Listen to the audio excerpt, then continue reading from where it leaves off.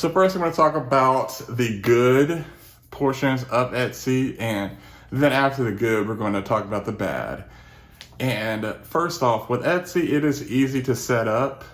It's really plain and simple, posting product that you want to have for sale and then doing the pricing, title, and the tags. And then another thing, it is setting up the billing. So after you get all those set up, you feel as if, you know what, I am good to go. I have a business.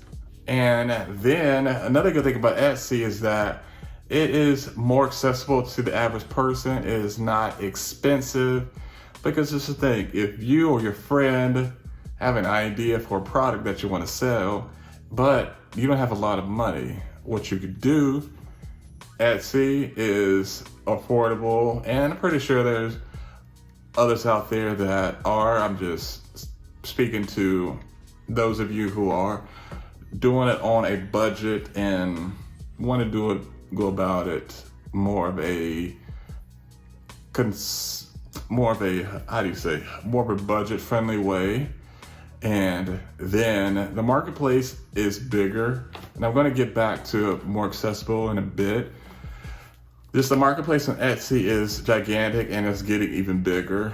And that is a benefit as well, because if you go to Etsy, look at your analytics, you'll see just like how many visits and who visits and where they come from. And also, one of the very important benefits is that Etsy is easy to purchase from for the average person, because you're gonna have a different clientele that shops on Etsy compared to someone that shops on eBay or on Facebook Marketplace. And that is just the clientele. People understand that the branding of Etsy is that you're getting stuff that is handmade.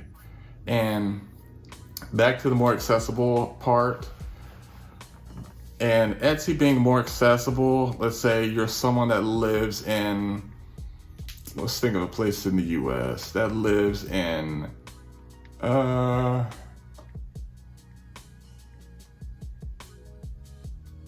me think of a place. Where could I think of? Let's say you live like in New Hampshire, and you live like in a cabin, and you live miles away from people. So Etsy being more accessible, and I'm not even sure that was a good example. Let's just say that it's being more accessible and more affordable to the average person, because I believe posting is like 20 cents a month for each product that you post. But I know that they could add up the more products you put up. But that is just my point of view. And then now let's go ahead and get into the bad parts. And once again, I want to reinstate that these are from my point of view and what I have experienced. So the bad parts, let me go ahead and get my notes set up here. So the bad parts with Etsy, I remember when I first started out with Etsy, I still laugh about it, just thinking about how, you know what, I'm going to start an Etsy shop. And this was like 4 or 5 years ago, I believe so. I forgot when. And I had an idea in my head. You know what I'm going to do? I'm going to do calligraphy pieces of each state, well, each like 52 states. And I'm going to put them up and people are going to buy them. And nobody bought them because, one, I did not know how to promote my Etsy shop. And then two, obviously, your work gets better with time.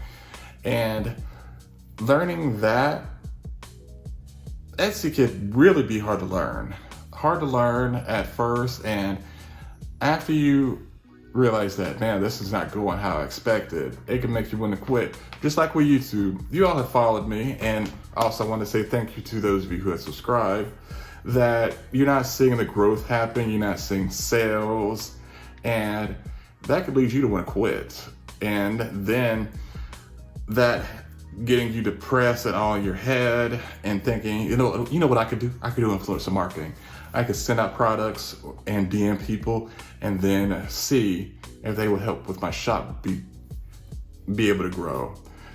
But I want to say there's nothing wrong with doing that, but once you get into business, whether you're just a person doing it like me, you got to think, do you have systems in play that could handle an influx of, if you really did influencer marketing? Let's say, for example, you have a shop like mine. I'm not even gonna talk about me.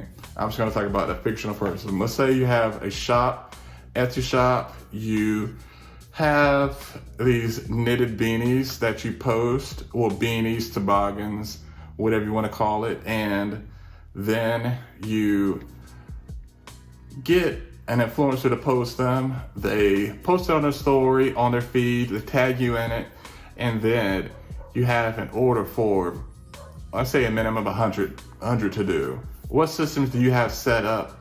One, to get those beanies produced and then get those shipped out, and also what packaging tools you have.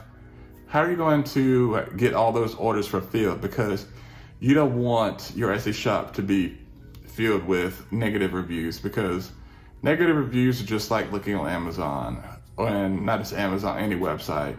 It makes you a little iffy about it, but that is one bad thing I have to say, good and bad, is that you want to think long term. And then closing arguments, I want to first off say thank you so much for making it to the end of this video, and also thank you to all of you who have subscribed. And with Etsy, you want to think long term. Eventually you're going to reach a point, but it's really up to you, that you're going to leave Etsy and transition over to your own self-sustaining website that you control, because you want to have control of your website. You want to be able to post whatever it is that you want. You don't want people coming to your post, reporting it, or having some people just trolling you and really learning how to deal with business and not being afraid to reply to clients, people, and etc. Really doing your own customer service. And with that said, thank you so much for watching this video. Let me know what your thoughts are in the comments below, and don't forget to subscribe, and I will see you in the next video. Peace and love. Thanks so much for watching.